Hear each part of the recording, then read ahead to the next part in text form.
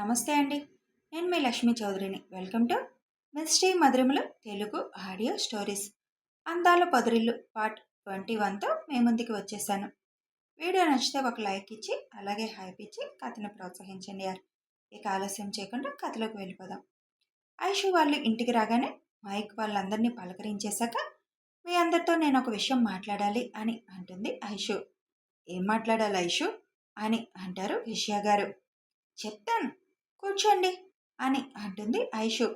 అందరూ కూర్చోగానే నాకు ఒక ఐడియా వచ్చింది అత్తయ్య. అది కరెక్ట్ అని కూడా అనిపిస్తుంది. అందుకే మీ అందరి ముందుకి ఆ విషయాన్ని తీసుకొస్తున్నాను అని అనురాధ గారి ఫోన్కి కూడా ఫోన్ చేసి స్నేహ వాళ్ళ నాన్నని అనురాధ గారిని మాట్లాడుతుంది వినమని చెప్పి స్పీకర్ కూడా ఆన్ చేసి రేపు ఫంక్షన్ హాల్ ఓపెనింగ్ రోజున వరుణ్ స్నేహల ఎంగేజ్మెంట్ చేసేస్తే ఎలా ఉంటుంది అని అడుగుతుంది ఐషు. సూపర్గా ఉంటుంది అని మైక్ వెంటనే అంటాడు. నువ్వు కాసేపు ఆగు బ్రో, అత్తయ్య వాళ్ళని మాట్లాడనివ్వు అని. ఏమంటారు అత్తయ్య? వాళ్ళిద్దరికీ పెళ్లి చేయాలని నిశ్చయించాం, కానీ ఇంతవరకు ఎంగేజ్మెంట్ చేయలేదు. ఇంకెలాగూ 9 నెలల్లో చేసేయాలనుకుంటున్నాం కదా పెళ్ళి. ఇప్పుడు వర్షిత్ కూడా ఉన్నాడు. మళ్ళీ తర్వాత ఎంగేజ్మెంట్ అంటే రావడం కష్టం. పెళ్ళికి వస్తాడు డైరెక్ట్గా. రేపు మన వాళ్ళందరూ ఉంటారు. వాళ్ళ ఎంగేజ్మెంట్ కూడా చేసేస్తే బాగుంటుందని నా అభిప్రాయం. అప్పుడు వాళ్ళిద్దరూ ఎక్కడ కలిసి తిరుగుతున్నా మాట్లాడే వాళ్ళకు కూడా ఇక మాట్లాడే ఛాన్స్ ఉండదు. ఏమంటారు అత్తయ్య అని అడుగుతుంది ఐషు. పిల్లలు టైం అడిగారని నేనేమి ఇంతవరకు మాట్లాడలేదు. నా మనసులో కూడా అలాగే అనిపిస్తుంది. రుక్మిణి వాళ్ళకి అనురాధ వాళ్ళకి ఇష్టమైతే నాకేం అభ్యంతరం లేదు అని అంటారు విజయ గారు. ఇప్పటి నుంచి ఎంగేజ్మెంట్ అంటే పెళ్ళికి చాలా టైం ఉంది కదా ఐషు. మధ్యలో పరిస్థితులు ఎలాంటివి వస్తాయో మనకి తెలియదు కదా అని రాజ్యం గారు పెద్దరికంగా అంటారు. అదీ కాక ఎంగేజ్మెంట్ కూడా అయిపోయిందని పిల్లలు తొందరపడ్డా కూడా పద్ధతిగా ఉండదు అని అంటారు. అమ్మమ్మ, మీ మనవళ్ళ గురించి మీకు తెలుసు, స్నేహ గురించి కూడా మీకు తెలుసు. తొందరపడే మనుషులా వాళ్ళు. పెద్దవాళ్ళుగా మీ భయం నాకు అర్థమవుతుంది. అంత గ్యాప్లో చేయకూడదని మీరంటున్నారు. 9 నెలలు ఎంతలో తిరిగి వస్తాయి అమ్మమ్మ? అయినా వాళ్ళిద్దరికీ పెళ్ళని మనం నిశ్చయించాక ఇక అదే ఎంగేజ్మెంట్ అని కూడా మనం అనేసుకోవచ్చు. మాట తప్పే వాళ్ళం కాదు కదా మనం. మధ్యలో పరిస్థితులు ఇంకేమొస్తాయి? నిశ్చితార్థం అయింది అంటే సగం పెళ్ళి అయిపోయిందని అర్థం. పిల్లలు కదా, మధ్యలో ఎలాంటి అపోహలు అపార్థాలు వస్తాయో అని భయం అని అంటారు రాజ్యం గారు. ఎందుకమ్మా మరీ ఎక్కడికో ఆలోచిస్తున్నావు? మన ఇంటి పిల్లలు చాలా మెచ్యూర్డ్గా ఆలోచిస్తారు. అలాంటి అపార్థాలు అపోహలు ఎప్పటికీ రావు.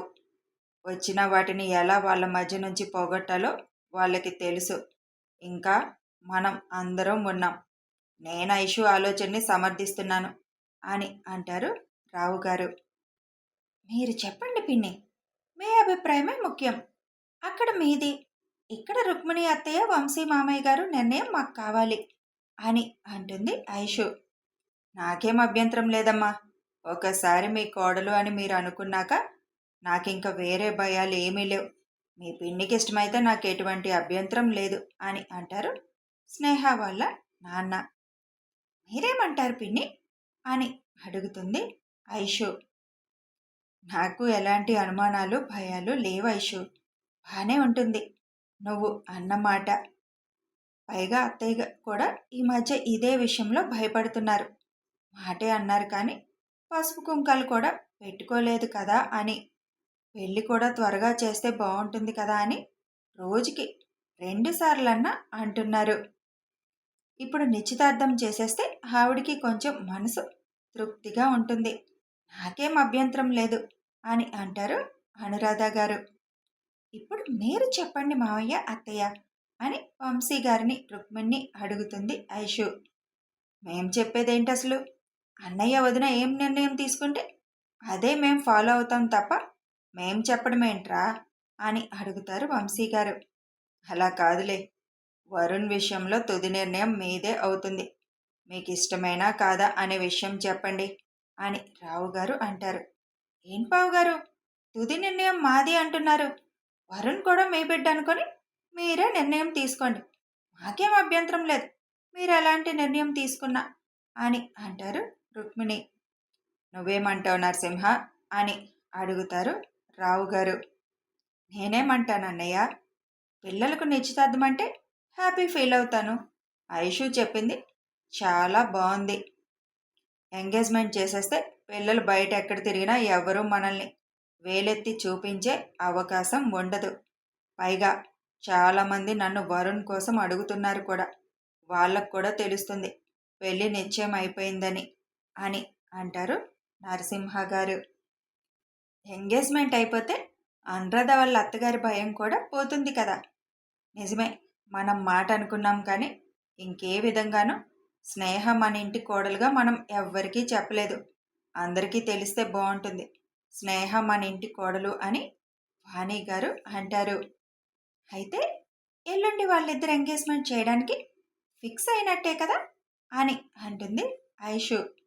మాకెవరికి ఏ అభ్యంతరం లేదు అని పెద్దవాళ్ళందరూ ఒకేసారి చెప్పడంతో, అయితే రేపు ఉదయాన్నే వాళ్ళకి రింగ్స్ కొనేస్తే అయిపోతుంది. ఎలాగో ఫంక్షన్ హాల్ ఓపెనింగ్ అన్నప్రాసన కోసం ఏర్పాట్లు జరుగుతున్నాయి కాబట్టి అక్కడే ఎంగేజ్మెంట్ కూడా చేసేద్దాం. మీకు ఓకే కదా అనురాధ పిన్ని అని అడుగుతుంది ఐషు. వాళ్ళకి జరిగే ఇంకో ఫంక్షన్ కూడా తెలియడంతో మాకు డబుల్ ఓకే అంటారు అనురాధ గారి దంపతులు ఇద్దరు ఒకేసారి. వరుణ్కి స్నేహకి చెప్పొద్దు ఈ విషయం, వాళ్ళిద్దరికీ సర్ప్రైజ్గా ఆ టైంకి మనం అనౌన్స్ చేద్దాం అని అంటుంది. ఓ మై గాడ్, ఎల్లుండి సర్ప్రైజులు బాగా ఉన్నాయిగా అని అంటాడు మైక్. సర్ప్రైజ్లా, ఒకటే కదా అని అంటారు విజయ గారు. మైక్ వైపు ఐషు కోపంగా చూడడంతో, మేం రావడమే సర్ప్రైజ్, అందరికీ తెలియదు కదా మేము వచ్చినట్టు అని కవర్ చేసేస్తాడు. రింగ్స్తో పాటు స్నేహకి మనం పెట్టవలసిన చీర కూడా కొనాలి ఐషు అని అంటారు విజయ గారు. వెంటనే ఐషు శివ్ ఫోన్ తీసుకొని స్నేహకి ఫోన్ చేస్తుంది. అప్పుడే వర్క్ ముగించుకొని బయలుదేరదాం అనుకుంటున్న స్నేహ శివ్ నెంబర్ నుంచి ఫోన్ రావడంతో బావగారు ఎందుకు చేస్తున్నారు అని లిఫ్ట్ చేస్తుంది. హలో బావగారు అని అనగానే, నేను స్నేహ, ఎక్కడ ఉన్నారు మీరు అని అడుగుతుంది ఐషు. ఇప్పుడే క్లోజ్ చేసేసి వద్దామని అనుకుంటున్నానక్క, ప్రస్తుతం బోటిక్లోనే ఉన్నాను. అయితే నాకు ఒక హెల్ప్ చేయాలి నువ్వు అంటుంది ఐషు. ఏం హెల్ప్ అక్క, చెప్పు, ఆర్డర్ వే చాలు అని అంటుంది స్నేహ. నీ దగ్గర ఉన్న కలెక్షన్స్లో మంచి చీర ఒకటి స్పేర్గా నీకు బాగా నచ్చింది ఒకటి సెలెక్ట్ చేయి, రేపు నేను వచ్చి తీసుకుంటాను అది అని అంటుంది ఐషు. అందరికీ రెడీ అయిపోయాయి కదా అక్క, ఇంకెవరికి అని అడుగుతుంది స్నేహ. చెప్తానులే, నీకు బాగా నచ్చినవి 3 సెలెక్ట్ చేసి ఉంచు, అందులో ఒకటి నేను రేపు ఉదయం వచ్చి ఓకే చేస్తాను అని అంటుంది. ఓకే అక్క, నేను పిక్స్ పెడతాను నేను సెలెక్ట్ చేసినవి, వాటిల్లో నువ్వేది కావాలో డిసైడ్ చేసుకో అని ఫోన్ కట్ చేసి ఆ పనిలో పడుతుంది స్నేహ. అన్వేష్, రేపు వరుణ్కి బట్టలు షాప్కి వెళ్ళి మీరు తీసుకొచ్చేసేయండి. ఇక చేయాల్సిన పనులు ఏమీ లేవు కదా, అన్నీ ఆల్రెడీ అక్కడ పనులు జరుగుతున్నాయి కాబట్టి షాపింగ్ చేస్తే సరిపోతుంది మనం అని ఐషు అనగానే, అప్పటి వరకు బుజ్జిగాడిని ఆడిస్తూ మొత్తం విన్న ఆయు ఆశి, మా మీ పెట్టె వాళ్ళ మాటలు అయిపోయాయి కదా, ఇప్పుడు మేము ఒక మాట మాట్లాడొచ్చా అని అడుగుతాడు ఆయు. ఏంటి బంగారం అని అడుగుతుంది ఐషు. వరుణ్ బాబాయ్ స్నేహ పిన్ని ఎంగేజ్మెంట్ అంటే అప్పుడు చిన్న మమ్మీ డాడీకి ముందు రింగ్స్ తొడిగించారు అదే కదా అని అడుగుతాడు. అవును బంగారం, అదే. హాయ్, అయితే ఎల్లుండి అది కూడా ఉంటా మనకి అని ఆశి ఎగురుతూ అంటుంది. కానీ వరుణ్ బాబాయ్తో కానీ స్నేహ పిన్నితో కానీ మీరు అప్పుడే చెప్పొద్దు, సర్ప్రైజ్ ఇద్దాం వాళ్ళకి ఆ టైంలో అని ఐషు అనగానే, ఓకే అమ్మా, మేము అస్సలు చెప్పాం కదాటమ్మో, నువ్వు కూడా చెప్పకు అని ఆయు బుజ్జిగాడిని చూస్తూ అంటాడు. ఆయు మాట అర్థమైనట్లుగా ఊ అంటూ కాళ్ళాడిస్తాడు బుజ్జిగాడు. విని శ్రీహిత్ ఎక్కడా అని అనురాధ గారిని అడుగుతుంది ఐషు. పోస్టింగ్ ఇవ్వడం మళ్ళీ పోస్ట్పోన్ అయ్యేసరికి వాడు చాలా చిరాగ్గా మూడ్ ఆఫ్గా ఉన్నాడు.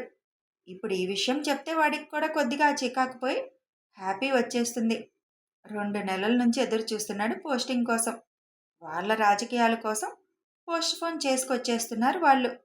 విసుగు వచ్చి బావా వాళ్ళ ఆఫీస్కి వెళ్ళిపోతానని అంటున్నాడు ఈ మధ్య అని అంటారు అనురాధ గారు. ఏం అవసరం లేదు. కలెక్టర్ గారు కొంచెం ఓపికగా ఉంటే మంచి రిజల్ట్ వచ్చేస్తుంది.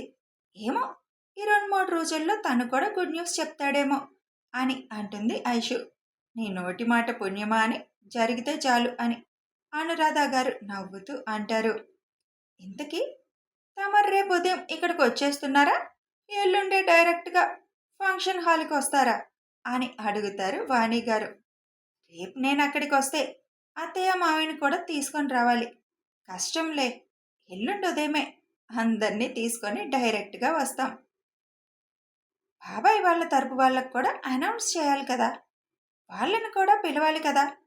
ఆ ఏర్పాట్లేమో చూసుకోండి పిన్ని, ఉంటాను బాయ్ అని ఫోన్ కట్ చేస్తుంది ఐషు. అబ్బా, ఎల్లుండి మాత్రం సందడే సందడి మనకి. ముందు ఇంటి ఆడబిడ్డలు రేపు వస్తున్నారో లేదో కనుక్కో అమ్మా. మరీ తయారయ్యారు ఇద్దరు. వాళ్ళు కూడా అనురాధలాగే తయారయ్యేటట్టు ఉన్నారు. కరెక్ట్గా ఫంక్షన్ టైంకి వచ్చేలా అని అంటారు వాణి గారు. లేదులే, రేపు ఉదయం వస్తున్నారు, ఆల్రెడీ నేను ఫోన్ చేశాను అని నవ్వుతూ అంటుంది ఐషు. వచ్చి అలాగే ఉండిపోయారు, వెళ్ళి ఫ్రెష్ అయ్యారండి, అందరూ భోజనాలు చేదురు కానీ, చాలా టైం అయింది కదా అని అంటారు విజయ గారు. అందరూ ఎవరి రూమ్కి వాళ్ళు ఫ్రెష్ అవ్వడానికి వెళ్తారు. ఆయు ఆషి కమ్, మీతో మాట్లాడాలి అని అంటాడు శివ్. ఓకే నాన్న అని శివ్తో పాటు రూమ్లోకి వస్తారు ఇద్దరు. మీ ఇద్దరికీ ఒక విషయం చెప్తాను, ఎవరికీ చెప్పకూడదు. ఇప్పుడు స్నేహ పిన్ని వరుణ్ బాబాయ్ విషయం ఎలా అయితే సర్ప్రైజ్ అని సీక్రెట్ అనుకున్నామో, ఇప్పుడు నేను చెప్తున్న విషయం కూడా అలాగే సర్ప్రైజ్. కాబట్టి మీరు బయట ఎక్కడా మాట్లాడకూడదు ఈ విషయం గురించి, ఓకేనా అని అంటాడు శివ్. డబుల్ ఓకే నాన్న, మేమెక్కడా మాట్లాడాం. మీ కిడ్డీ బ్యాంక్లో అన్వేష్ బాబాయ్ పెళ్లి తర్వాత వేసినవన్నీ అలాగే ఉన్నాయి కదా అని అడుగుతాడు శివ్. అవును నాన్న, అవి అలాగే ఉన్నాయి, మేము దేనికి యూజ్ చేయలేదు కదా. అయితే వాటిని వాడే సమయం వచ్చింది ఇప్పుడు. మీ విజయ నాను రావు తాత ఉన్నారు కదా, వాళ్ళకి మనం ఒక ఫంక్షన్ చేస్తున్నాం. దాన్ని షష్ఠి పూర్తి అంటారు. అంటే ఒక మేల్ పర్సన్కి 60 ఇయర్స్ వచ్చాక చేసే ఫంక్షన్ అన్నమాట అది. లైక్ పెళ్ళిలాగే ఉంటుంది. ఆ ఫంక్షన్ మనందరం ఇప్పుడు తాతయ్య వాళ్ళకి చేయబోతున్నాం. వావ్, సూపర్ నాన్న అని ఎగురుతారు ఇద్దరు. ఇప్పుడు మీకు ఎందుకు చెప్పానో తెలుసా? ప్రతిసారి మీరు గిఫ్ట్ ఇవ్వాలని అందరికీ అనుకుంటున్నారు కదా, మరి మీ తాతయ్య నాయనమ్మకి గిఫ్ట్ కొనలేకపోయామని మీరు ఫీల్ అవ్వకూడదని ముందు చెప్తున్నాను మీకు. వాళ్ళ గిఫ్ట్ కొంటారా అని అడుగుతాడు శివ్. అఫ్ కోర్స్ నాన్న, టాటూకి నాన్నకి కొనకపోతే ఎలా? కానీ అంత పెద్దవాళ్ళకి ఏం కొనాలో మాకు తెలియదు కాబట్టి మీరే డిసైడ్ అయిపోండి అని అంటారు ఇద్దరు. మీ నానమ్మకి 2 బ్యాంగిల్స్ మీ గిఫ్ట్గా కొందరు గాని అని అంటుంది ఐషు. మరి టాటూకి అని అడుగుతాడు ఆయు. మీ తాతూకి కడా కొందరు గాని, బాగుంటుంది, పెద్దరికంగా మీకు గుర్తుగా ఉంటుంది అని అంటాడు శివ్. అంత అమౌంట్ ఉందో లేదో కన్నా, వాళ్ళ కిడ్డీ బ్యాంకులో 1 ఇయర్ ప్లస్ నుంచే కదా దాస్తున్నారు. చూద్దాం, ఏమైనా మనీ పడితే మనం వేద్దాం, వెళ్ళి కిడ్డీ బ్యాంక్ తీసుకురండి అని అంటాడు శివ్. పిల్లలిద్దరూ పరుగున వెళ్ళి తీసుకురాగానే వెంటనే వాటిని కౌంట్ చేసే పనిలో పడతారు. దగ్గర దగ్గర 1,60,000 వరకు ఉండడంతో సరిపడ్డాయా నాన్న అని అడుగుతాడు ఆయు. ఆ బంగారం సరిపోతాయి. ఎక్స్ట్రా ఏమైనా పడితే నేను వేస్తాను. తర్వాత మీ కిడ్డీ బ్యాంక్లోకి మళ్ళీ మనీ వచ్చాక నాకు ఇద్దరు గాని. రేపు అమ్మ వాళ్ళు షాపింగ్ వెళ్తారు కదా, అప్పుడు తీసుకొచ్చేస్తారు మీకు గిఫ్ట్గా ఇవ్వాల్సినవి అని అంటాడు శివ్. ఓకే నాన్న అంటారు ఇద్దరు. సరే, మీరు వెళ్ళండి, మేము ఫ్రెష్ అయిపోయి వచ్చేస్తాం అని పిల్లల్ని పంపించేస్తాడు శివ్. మొన్న వాళ్ళ పుట్టినరోజుకి ఆ మనీ ఎక్కువ వచ్చేసినట్టుంది. ఇంత అమౌంట్ ఉంటుందని నేను ఊహించలేదు అని అంటుంది ఐషు ఆ మనీని కబోర్డ్లో పెడుతూ. మనీని ఎలా వాడుకోవాలో కూడా వాళ్ళకి నేర్పడానికే ఈ కిడ్డీ బ్యాంక్ నేను ఏర్పాటు చేసింది. అది ఏర్పాటు చేసిన దగ్గర నుంచి మనీని వాళ్ళు సక్రమంగానే ఉపయోగించడానికి ప్రయత్నం చేస్తున్నారు. అన్వేష్ వాళ్ళకి గిఫ్ట్ ఇవ్వాలన్నది వాళ్ళ ఆలోచనే కదా. కిడ్డీ బ్యాంక్లో మనీ ఉంది, మేం గిఫ్ట్ కొనివ్వచ్చు అని ఒక మంచి ఆలోచన 4 ఏళ్ల వయసులో వాళ్ళకి రావడం చాలా గొప్ప విషయం. ఎవరికైనా గిఫ్ట్ల కోసమే అవి వాడుతున్నారు లేదా చారిటీకి ఇస్తున్నారు తప్ప ఉన్నాయి కదా అని చాక్లెట్స్ కోసం బిస్కెట్స్ కోసం వాళ్ళు ఎప్పుడు వాటిని యూజ్ చేయలేదు. వాటిని ముట్టుకోలేదు. ఇప్పటి నుంచి మనీ వాల్యూ వాళ్ళకి తెలిస్తే ఫ్యూచర్లో వాళ్ళు మనీని ఎలా వాడుకోవాలో వాళ్ళకి ఒక ఐడియా వచ్చేస్తుంది అని అంటాడు శివ్. అదిరిందయ్యా శివయ్య, నీ ప్లాన్లన్నీ బాగానే ఉంటాయి. చాలా ఆకలి వేస్తుంది, ఫ్రెష్ అయ్యి వస్తే కిందికి వెళ్దాం అని అంటుంది ఐషు. ఓకే అని ఫ్రెష్ అయిపోయి అందరూ ఒకేసారి కిందకి దిగేసరికి వరుణ్, స్నేహ కూడా వచ్చేస్తారు. మైక్ వాళ్ళని పలకరించేశాక వాళ్ళు కూడా ఫ్రెష్ అయి రావడంతో డిన్నర్ చేసేసి రేపు చాలా పనులున్నాయి, ఎవరి పనులు వాళ్ళకి అప్పగిస్తాను అని అంటాడు శివ్. చిత్తం మహారాజా, తమరి ఆజ్ఞ, మేం శిరసా వహిస్తాం అని తల వంచి డ్రామాటిక్గా చెప్తాడు మైక్. మైక్ వస్తే ఆ సందడే వేరు అని అంటారు విజయ గారు నవ్వుతూ. ఇదిగో ముందే చెప్తున్నాను, ఎల్లుండి ఆట పాట కూడా ఉంటుంది, రేపు డ్యాన్స్ ప్రాక్టీస్ కూడా చేయాలి అని మైక్ అనగానే, నీకు మాత్రం ఈ డ్యాన్స్ పిచ్చి పోదురా, హ్యాపీగా సినిమాల్లో ట్రై చేసుకోవచ్చుగా అని శివ్ నవ్వుతూ అంటాడు. నేను కూడా అదే అనుకుంటున్నాను. ఈ ఫంక్షన్ అయిపోయాక రాజమౌళి గారిని కలవాలనుకుంటున్నా. ఒక బాహుబలి, RRR రేంజ్లో నన్ను పెట్టి ఒక సినిమా తీయమని అడగాలి అని మైక్ అనగానే అందరూ హాయిగా నవ్వేస్తారు. కథ కొనసాగుతుంది. మరి వీళ్ళందరూ కలిసి రావు గారికి, విజయ గారికి ఎలాంటి సర్ప్రైజ్ ఇవ్వబోతున్నారో చూద్దాం. అలాగే వరుణ్, స్నేహ ఎంగేజ్మెంట్ వీళ్ళు అనుకున్నట్టే జరుగుతుందా తెలియాలి అంటే కథని ఫాలో అయిపోండి. వీడియో నచ్చితే ఒక లైక్ చేయండి, షేర్ చేయండి, కామెంట్స్ రూపంలో మీ అభిప్రాయాలు తెలియచేయండి. Thanks for watching and listening.